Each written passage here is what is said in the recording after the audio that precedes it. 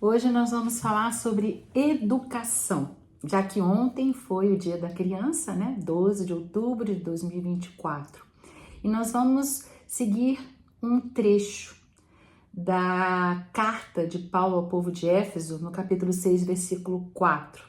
E diz assim: E vós, pais, não irriteis vossos filhos, educai-os na disciplina, corrigindo-os e instruindo-os no Senhor. Muito bem, tema educação. E para isso eu queria começar com uma historinha que chama-se O Poder da Doçura. Era um viajante, ele caminhava ali pela estrada, quando ele observou assim um pequeno rio, que começava ali tímido por entre as pedras e foi seguindo por muito tempo esse rio. Aos poucos ele foi tomando volume, né, e se tornando cada vez mais um rio maior. E a viajante continuou a seguir esse rio. E bem mais adiante, o que era um pequeno rio, ele se dividiu em dezenas de cachoeiras, num espetáculo de águas cantantes, como ele disse. A música das águas atraiu mais ainda o viajante, que se aproximou e foi descendo ali pelas pedras ao lado de uma das cachoeiras. E ele descobriu finalmente uma gruta. A natureza criara com paciência caprichosa formas naquela gruta. E ele foi adentrando, admirando sempre mais as pedras gastas pelo tempo, e de repente ele descobriu ali uma placa. Aí ele pensou: alguém esteve aqui antes de mim.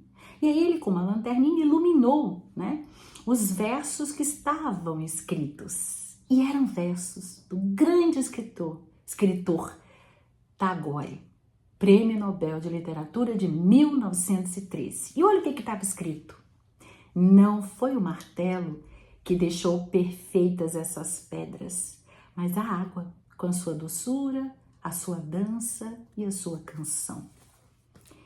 Onde a dureza só faz destruir, a suavidade consegue esculpir. Lindo, né? Existem pessoas que explodem por coisa nenhuma e que desejam tudo arrumar aos gritos e pancadas. Mas existem pessoas suaves que sabem dosar a energia e tudo consegue. São as criaturas que falam pouco e agem mais, agem melhor, agem bastante. E é com essa historinha que nós vamos ao nosso tema hoje, que é educar. Porém, gente, a gente não pode confundir instrução com educação. O verbo educar, ele vem do latim educare. E sabe o que significa? Ação de lançar para fora, colocar à mostra, tirar de dentro. Educar, veja bem, ao contrário de muito que nós pensamos, né, que nós pensamos.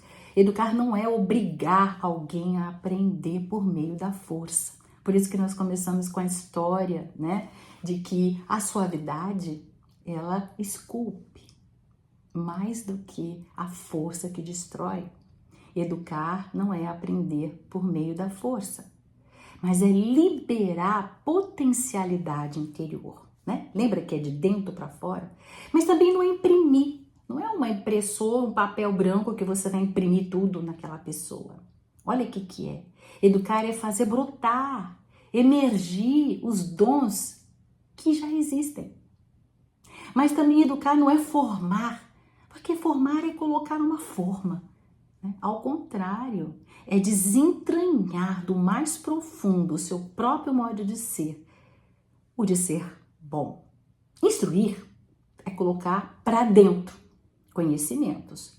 Está se relacionando mais com o desenvolvimento do intelecto.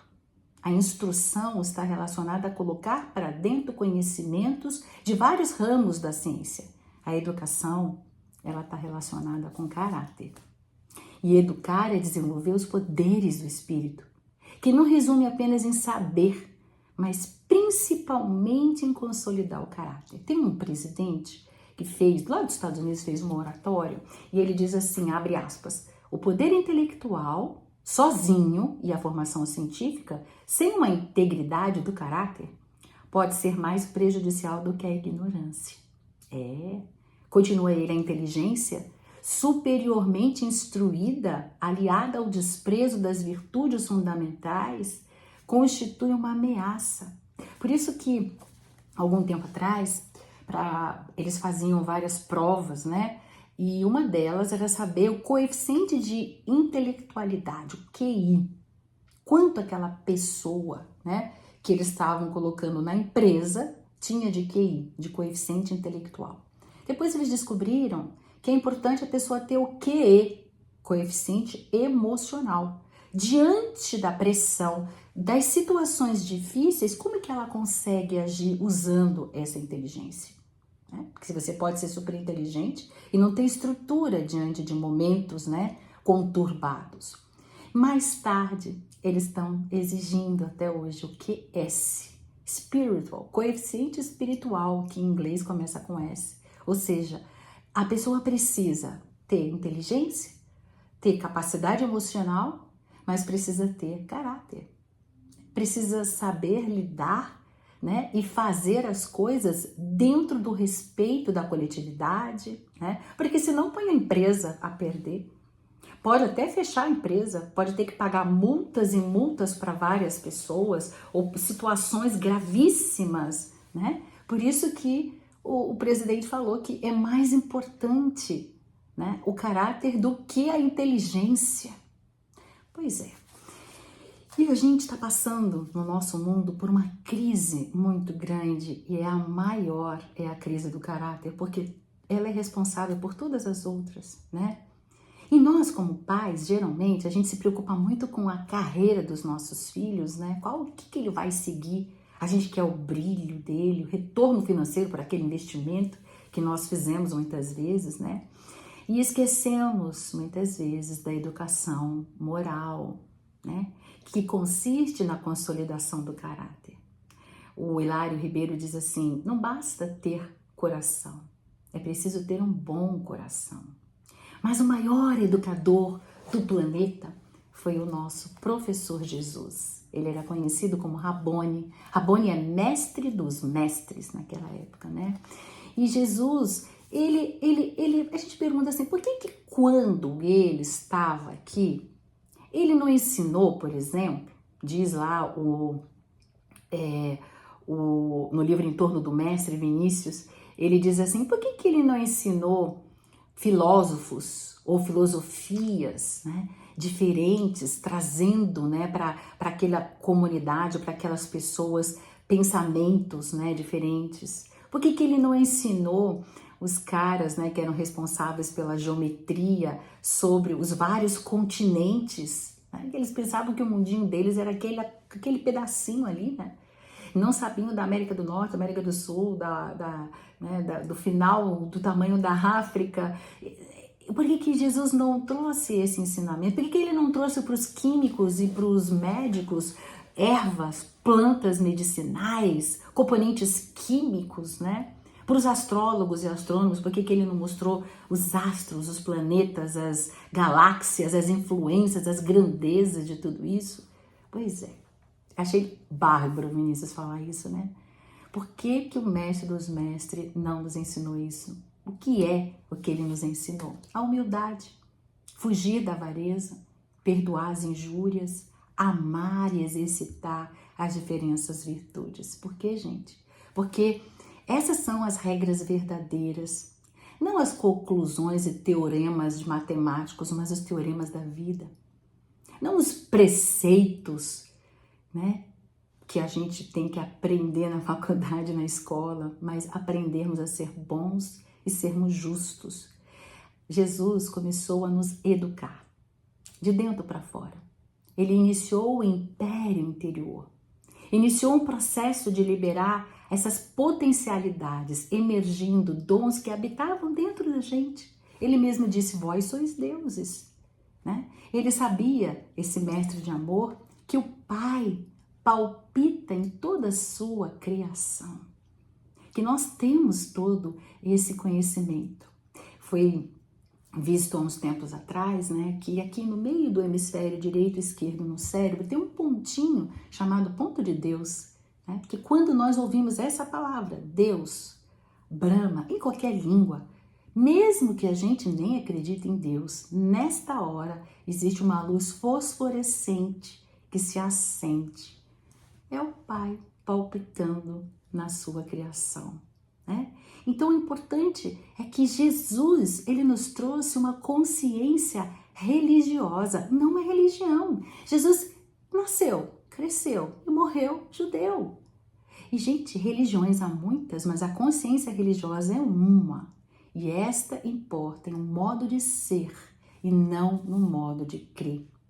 Eu sei que muitas vezes as pessoas hoje na atualidade dizem que a moral cristã é velha, é ultrapassada. E se ela tivesse alguma coisa boa mesmo, ela teria já reformado os costumes da humanidade. Mas Vinícius fala assim, não pode ser velho aquilo que não foi usado. Ainda está novinho. Nós, como seres humanos, ainda desconhecemos as essências e a pureza dos ensinamentos do Cristo.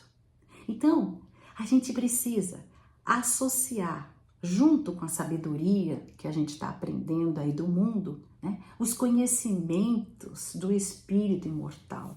Nós precisamos entender ainda as milhões, né, de boas notícias, que o Evangelho é a boa notícia, que Jesus nos disse e nos deixou por amor para que nós pudéssemos ser realmente livres. E assim, nós estamos sendo preparados ao longo da nossa caminhada a olhar as coisas na nossa volta de uma maneira completamente diferente, né? E essa semana, né, ontem, né, nós estamos comemorando aí o Dia das Crianças, né? A criança, diz Pastorino no livro Minuto de Sabedoria, é a esperança de hoje, né? A criança é a esperança de hoje na realização do amanhã. Pois é, a nossa terra está renovando os habitantes, né? A cada dia, todos nós precisamos contribuir para o progresso do mundo. Porém, um mundo diferente não pode ser construído por pessoas indiferentes. E hoje está muito moderno dizer sobre o individualismo que ensina que cada um deve pensar por si. Mas, gente, quem é que vai cuidar do mundo? O bem comum, ela é responsabilidade de todos, né? Um mundo diferente só será possível se tivermos pessoas diferentes. E a diferença, diz o Frei Jaime Bétega no livro O Olhar do Coração, a diferença está na sensibilidade. E Emmanuel, em Taça de Luz, fala assim, o homem subiu gigantescos edifícios de cimento. Nossa, a gente vê lá em Dubai 100 andares, né? Absurdo isso, né? Ele diz, estamos vivendo os cimos da cultura intelectual. Hoje, você aperta lá a chave e você do lado de fora do carro, o carro estaciona-se sozinho. Nós estamos assim no sumo da tecnologia. Mas olha como Emmanuel nos diz assim, mas se não descermos repletos de amor para auxiliar a criança no chão do mundo, ele usa assim, debalde esperaremos pela humanidade melhor. Emmanuel. Por isso, gente, nós precisamos refletir juntos no âmago da questão. Jesus, ele nos advertiu que a fonte de todo bem é, por sua vez, a fonte de todo mal. Ou seja, Jesus não disse exatamente assim, ele disse, o homem bom tira boas coisas do bom tesouro do coração, o homem mau tira má coisas do mau tesouro do coração. O mestre simbolizou o coração como a origem de tudo, né? E não a mente. Mas a gente sabe que o coração não pensa, né? O mestre usava esse simbolismo delicadinho, amoroso, né? Para auxiliar a nossa compreensão. Mas o que quer dizer, gente? Que a boa ou má função da mente depende da boa ou má direção que nós vamos tomar no caminho das nossas vidas. Os nossos destinos, os dos nossos filhos, nossos sobrinhos, netos, estão na dependência direta da mente.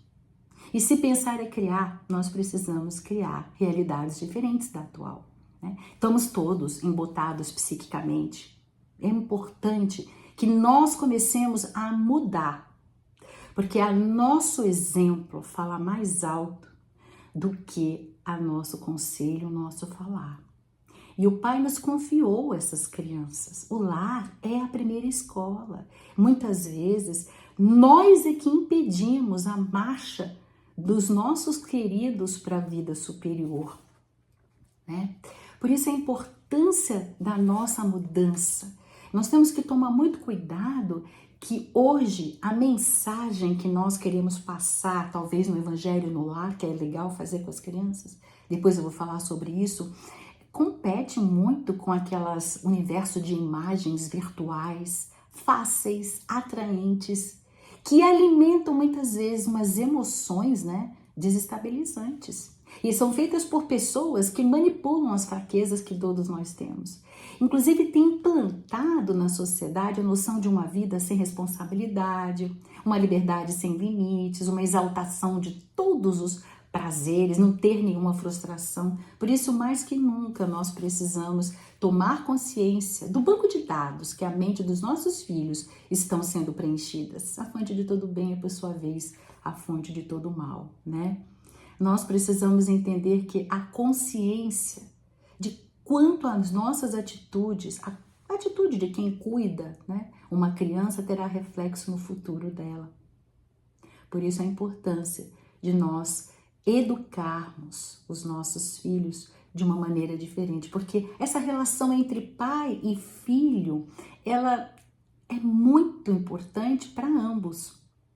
Ambos têm um complexo burilamento bilateral. Cada filho nosso reclama um pai diferente, demanda um pai diferente, mobiliza uma versão melhor de nós mesmos. E muitas vezes a gente se olha, né, naquela criança e observa que existem coisas que precisam ser trabalhadas. Elas não vêm um papel em branco, elas já vêm com bastante coisas, né, passadas. O que é importante é a gente ter esse conhecimento e esse entendimento. Por isso, agir, dar exemplo é a melhor forma de nós competirmos com as emoções desestabilizantes que chegam até eles. E você sabe que a neurociência hoje vem comprovar o óbvio. Ele diz que a gente precisa ter e despertar na criança a sensibilidade, aumentar a percepção extrasensorial, fazer com que aquela criança leia nas entrelinhas daquilo que o outro está falando, aquilo que não pode ser lido, né, mas sentido. E eles estão vivendo com um mundo, né, ilusório. Todo mundo batendo foto linda, né, no Facebook, Instagram, TikTok, e devastado por dentro. Então são indivíduos, uma geração que não consegue ler o que está por detrás de um olhar. Não consegue sentir, né, o que está acontecendo com o outro. E a gente precisa, como Frei Jaime Bétega, mostrar o amor para eles. Ele diz assim: ame como a chuva fina que cai em silêncio, quase sem se fazer notar, mas é capaz de transbordar rios. Então nós precisamos trazer a ternura, a bondade, a paciência. Olha, são quesitos muito importantes que muitas vezes a gente esquece nesse corre, né, do cotidiano da nossa vida. O amor, gente, não faz barulho, é suave, é silencioso. Dessa forma, nós precisamos compreender os nossos filhos. Tem uma frase linda de Piaget que diz assim: quando eu olho uma criança, ela inspira 2 sentimentos: ternura pelo que ela é e respeito pelo que ela possa ser. Abraços fraternos.